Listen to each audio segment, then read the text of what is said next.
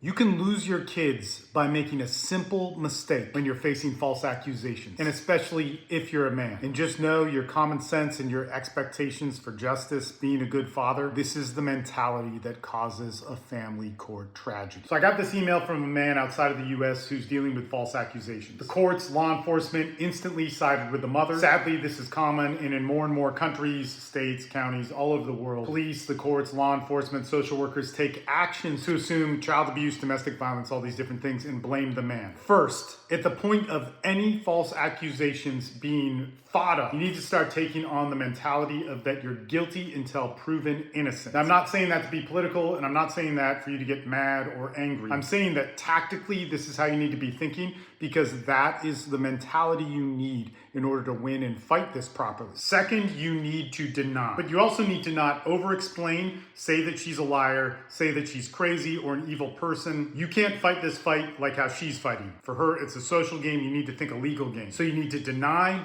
be calm, be to the point, be clear in nothing else. Now, here's why. They don't need proof to take your kids away. They need an assumption. So all they need to do is believe that this could be possible. They could even doubt it.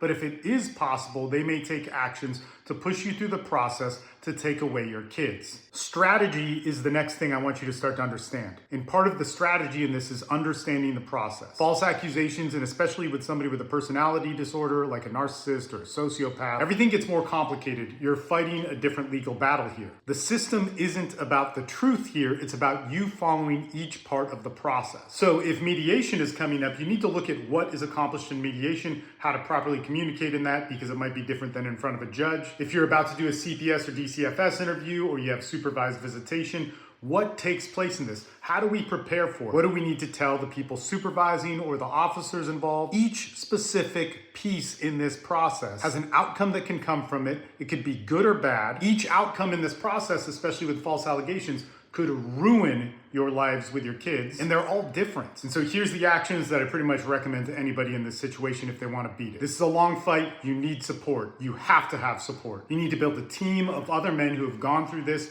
and you can reference, call them up, email them. When she's attacking you and you have a protective order and you can't communicate back, what do? You also need to be prepared to work your ass off. Hard work in a custody case is very different than anything else. And your goal here is to absolutely stop this legally, because if you don't stop it legally, she's gonna do it again. If you wanna learn how to do these things, watch my other videos. If you're watching this on TikTok, there's some pinned videos up top. You can also go to my YouTube and watch my long format videos there. You're not alone, and I need you to fight, but fight right.